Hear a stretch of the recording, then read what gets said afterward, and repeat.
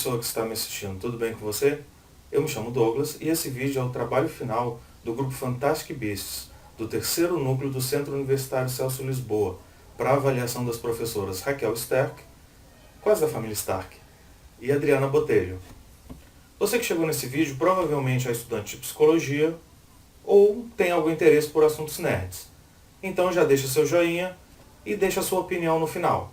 Nós vamos fazer uma breve analogia entre os personagens da cultura pop e o aparelho psíquico, apresentado pelo pai da psicanálise, aquele mesmo que tudo explica, Sigmund Freud. Ok, Douglas, mas quem foi Freud? Freud nasceu em 1856 em Freiberg, onde hoje é a região da República Tcheca. Ele é originário de família judia e viveu grande parte da sua vida em Viena, na Áustria, onde ele desenvolveu boa parte do seu trabalho. Morreu em 1939 como refugiado do regime nazista em Londres. Freud ele se formou em medicina e se interessou em estudar as manifestações do desequilíbrio psicológico. E foi no contato com seus pacientes que ele elaborou a sua teoria. Podem dizer que ele foi uma espécie de Charles Xavier. Por enquanto eu vou deixar solto. Bem, esse é um detalhe importante sobre Freud e sobre a psicanálise, porque ela surgiu de um ambiente de cura e recuperação de pacientes. A interação dele era em curar as pessoas. Eu, pessoalmente, não gosto muito de curar. Eu acho um tanto forte. E se eu for falar curar, eu já respondi a questão dele parecer com Xavier, né? Do líder dos X-Men. Que é não. Ele não parece, se for esse caso. Porque todo o tempo, o professor Xavier, ele quer que os mutantes se adaptem à sociedade, que a sociedade aceite os mutantes, ajudando os mesmos a se ajustarem e se integrarem na sociedade, controlando seus poderes, para que eles não sejam perigosos para a sociedade. Então, fazendo aí um paralelo, eu prefiro dizer que o Freud ele auxiliava na recuperação de um trauma ou neurose em que a pessoa não conseguia superar sozinho, mais ou menos como o Xavier faz com os X-Men. Ele os ajuda a superar os seus poderes, que a sociedade não aceita, que não é bem visto pela sociedade. Aliás, fazendo um paralelo entre os X-Men e o aparelho psíquico descrito por Freud, ele descreve pulsão que, a meu ver, é de uma forma que aparenta bastante com os poderes mutantes. Para ele, a pulsão é uma energia determinada biologicamente e determinante de desejos e necessidades, que não reconhece qualquer fator social estabelecido, pré-estabelecido. Como não associar isso com os mutantes? Mutantes aqui no caso do universo Marvel, tá? Não tem nada a ver com aquela novela bizarra da Record. Beleza? Vamos deixar isso já claro. Seja de HQ ou seja de cinema. Não confundam, por favor. Então, os mutantes eles já nascem com os poderes, que ficam latentes, e no entanto eles só vão se desenvolver durante a puberdade, na maioria dos casos. Olha que sensacional a gente poder fazer esse paralelo. Mas voltando a Freud, com base no relato de seus pacientes a respeito de suas fantasias, sintomas neuróticos, lembranças e sonhos, ele desenvolveu uma teoria sobre a estrutura da personalidade humana e a dinâmica sobre o seu funcionamento. Mapeando o aparelho psíquico, ele chegou à teoria de que nossa personalidade é formada por 3 instâncias: id, ego e superego. Mas vamos lá então, por qual que a gente começa? Vamos falar sobre o id, que é o sistema originário da personalidade matriz. Digamos que você não seja nada, você foi criado, a sua primeira necessidade, o seu desejo de satisfazer todas as suas vontades é a sua personalidade matriz. É a sua verdadeira realidade psíquica, é a sua experiência subjetiva. O id é onde ficam os impulsos mais inatos, os desejos mais primitivos do indivíduo. É quase como se fosse ele aqui, ó. Wolverine, ele mesmo. Não respeita a convenção, não é socializado, é pura energia que busca a satisfação incondicional. Ele só quer saber das suas satisfações, ele não é socializado. Ele é praticamente um animal sem regras, sem leis. Esse é o id, esse é o Wolverine. Bem, então a gente chega à conclusão que o id é inato, ou seja, você nasce com ele já latente. As outras partes se desenvolvem no decorrer da vida. O ego, por exemplo, que significa literalmente eu. É a parte da sua personalidade que te mantém em contato com o mundo. É a cara que você mostra no seu trabalho, na sua faculdade, no passeio no shopping, na ida ao supermercado. É o que faz a interação entre você e o ambiente que te cerca. O ego, que é o eu, que vive conforme as leis, as regras da sociedade, mesmo que algumas dessas regras sejam, enfim, hipócritas, mas é o ego que interage com a sociedade, é o ego que interage com o mundo. Bem, já o superego, ele é o guardião da moral e dos bons costumes. Isso mesmo, gente, não é brincadeira. O superego é o que faz a mediação entre o impulso, no caso as pulsões, e o que é socialmente aceito. É nele que são depositados os processos e os princípios da moral, das normas da sociedade, que na infância é dado pelos seus pais.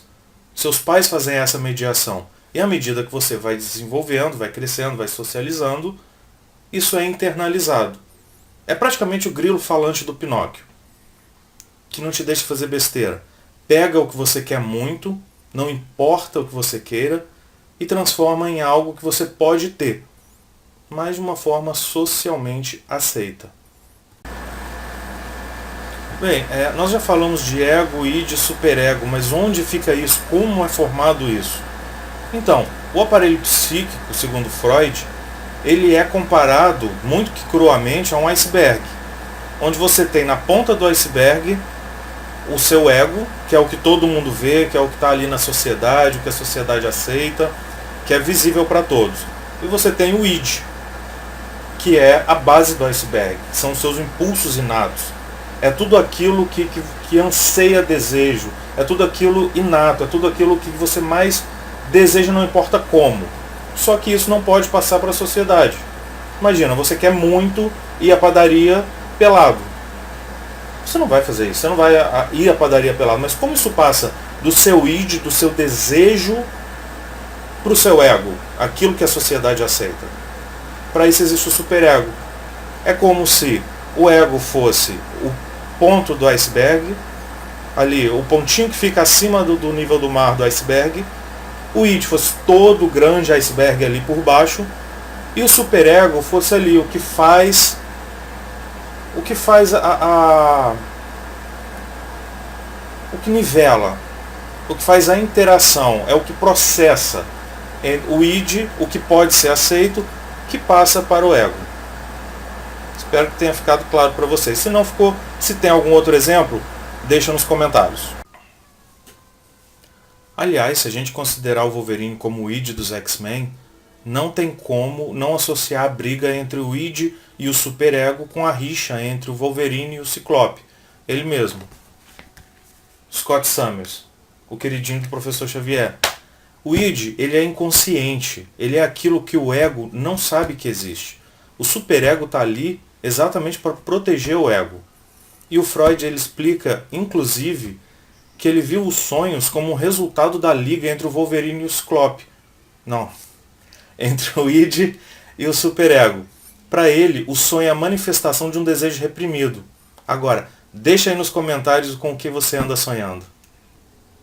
Voltando à rixa, Ciclope, Wolverine, o Wolverine é aquele cara marrento, é aquele que surge com algum problema, que quer ir para cima, quer ir dar porrada, quer tirar logo satisfação, ele é pura fúria, em alguns casos ele até mata seus inimigos, é animalesco. Já o Ciclope é aquele que tenta limitar as ações do Wolverine para ele não, digamos, sujar o nome dos X-Men. É o cara do deixa disso, é o cara que pega ali o animal Wolverine e ele tenta mediar para que ele seja socialmente aceito, para que os X-Men sejam socialmente aceitos, apesar do que existe ali no Wolverine. Bem, já que eu já falei bastante dos X-Men, vamos falar agora sobre outro personagem. Ele mesmo, o filho de Krypton. Superman. Todo mundo conhece também como Clark Kent, né? O Clark Kent, afinal de contas, é o filho que toda mãe gostaria de ter. Educado, solícito, atencioso. A gente pode dizer que ele é a combinação perfeita de todas as regras da sociedade. Tudo que a sociedade preza, o Clark Kent ou o Superman também é. E com isso a gente chega a que conclusão? Ele é ego ou ele é superego? E aí? Em sala de aula, a gente discutiu bastante, o grupo, E a gente chegou à conclusão de que ele é ego. Por quê? Porque Superman e Clark Kent não tem nenhuma diferença no tratamento. O Superman ele preza pelas regras da sociedade, ele é um único ser, e o Clark Kent a mesma coisa. Ele não muda de atitude. Ele não tem ninguém que faça a interação entre o que ele deseja muito e o que tem que ser feito. Então a gente acreditou que ele seja ego.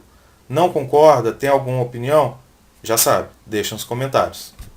Que afinal de contas, o Clark Kent é só um repórter e o Superman é a inspiração de uma geração. E de vez em quando sofre um pouco de síndrome do Messias, mas isso é para outro vídeo, outra interação psicológica. E eu acabei de falar sobre alter ego, né? Então, a gente estava falando sobre id, ego e superego, do aparelho psíquico de Freud. Lembra quando eu disse que o ego significa literalmente eu? Então, o alter ego significa literalmente outro eu. E ambos se completam. Eu vou pegar até uma anotação aqui que eu fiz. Ricoeur, ele fala que na hipótese de que eu estaria só, essa experiência não seria nunca totalizável, sem o auxílio de um outro que me ajuda a me reunir, a me firmar, àquele na minha identidade. Ou seja, ego e alter ego estão na mesma pessoa, fazem parte da mesma identidade, só que em representações diferentes. Deu para entender? Então aí a gente compreende que existe o ego, o eu, e existe o alter ego, que é o outro eu. E ambos são a mesma pessoa em representações diferentes. Bruce Wayne, por exemplo, o Batman. Ele acorda Bruce Wayne, ele nasceu Bruce Wayne.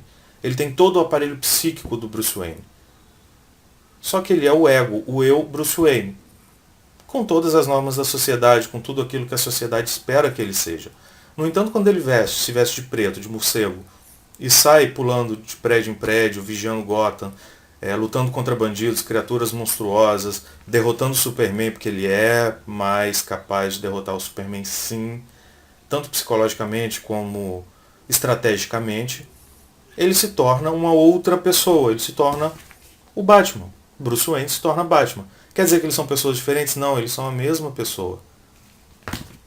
Então, a gente inclusive tem outro personagem, o Flash. O que tem de interessante no Flash? Mais de uma pessoa já usou o manto do Flash. O Flash já foi alter ego para mais de uma pessoa. Para Barry Allen e Wally West. Outra coisa também serve para o Homem-Aranha. Ele é Peter Parker, ele tem toda a sua vida, a escola, ele tem a interação social com a Tia May, com a sociedade. Para todas essas pessoas ele é Peter Parker. No entanto, quando ele se veste colã azul e vermelho e sai pulando de prédio em prédio, soltando teia, ele é outra pessoa. O Homem-Aranha é o alter ego do Peter Parker. Agora, o mais legal dessa história toda é que o Superman, ao contrário do que todos pensam, ele não é o alter ego do Clark Kent. Porque ele nasceu Superman. Ou melhor, ele nasceu Kal-El, que é o verdadeiro nome dele. E nesse caso, o Clark Kent é que é o superego. O Clark é a outra pessoa do Superman. O Clark é a representação do que o Kal-El considera como humano e social. É a visão que ele tem da sociedade. Agora, a gente pode pensar em heróis que não têm alter ego. Sim, o Luke Cage, por exemplo. O Luke Cage, ele é simplesmente o Luke Cage. Ele acorda Luke Cage, o ser humano, no caso fictício, ou o sujeito Luke Cage e o herói Luke Cage. Eles são a mesma pessoa.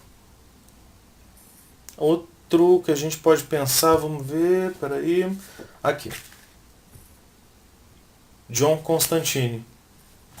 Sim, você não sabia, né? Achava que era só cinema, com Keanu Reeves. Pois é. O John Constantine é um herói de quadrinhos da DC, você não sabia disso? Se sabia, ótimo. Se não sabia, as revistas dele são muito boas, eu recomendo. Pois é, ele tem uma revista só pra ele e ele não tem alter ego, ele é o tempo inteiro Constantine. O tempo inteiro egoísta, impulsivo, fumante, compulsivo e pouquíssimo confiável. Podemos então dizer que o aparelho psíquico do Constantine precise mais de interação com o superego. Ele tem muito id aflorado. Para o ego dele se tornar uma pessoa mais sociável, mais livre de todas as pulsões. Eu gosto muito também de dar um exemplo que eu li uma vez, e apareceu inclusive nas nossas pesquisas, da revista Mundo Estranho, que é o trio Frodo, Gollum e Samwise, do Senhor dos Anéis. O ego está preso entre os desejos do id e as regras ditas pelo superego. Do mesmo modo em que o Frodo ele se vê tentando conciliar as necessidades do Gollum e as do Sam na sua jornada rumo a Mordor para destruir o Um Anel. Uma informação importante que apareceu nas nossas pesquisas é que o id ele significa isso. Id significa isso em alemão. O id ele é a ânsia selvagem do Gollum pelo Um Anel. Ele precisa ter um anel, ele quer um anel, ele deseja, ele necessita. É aquilo de mais forte no seu âmago, querer o Um Anel. E o id ele é o símbolo para toda essa parte da nossa psique. Ele é responsável pelos nossos impulsos mais primitivos, as paixões, a libido, a agressividade. É tudo aquilo mais primitivo que tem dentro da gente. Agora, o superego, que também é chamado de ideal do ego, tem uma função de conter os impulsos do id, que no Senhor dos Anéis é o Samwise, que é a bússola moral do Frodo, né? Que impede de ser seduzido pelo Um Anel e pelo Gollum. Bem, após fazer essa interação do clássico do J.R.R. Tolkien, O Senhor dos Anéis, eu só posso agora agradecer vocês por ter ficado até aqui. Não esquece de dar aquele joinha. Eu espero que a gente tenha explicado para vocês um pouco mais sobre id, ego, superego e de lambuja um pouquinho sobre alter ego, porque não dá para falar de super-herói sem falar um pouco de alter ego. A nossa intenção foi mostrar para vocês que os elementos do aparelho psíquico eles podem ser mostrados usando como comparativo os personagens que a gente vê sempre em HQ, revista, na televisão, em desenho animado. Então, assim, tem mais alguma relação entre personagens de HQ, de filme, que deixa explicitado essa interação entre o aparelho psíquico? Deixa nos comentários, dá aquele joinha, o Grupo Fantastic Beasts agradece. Tchau!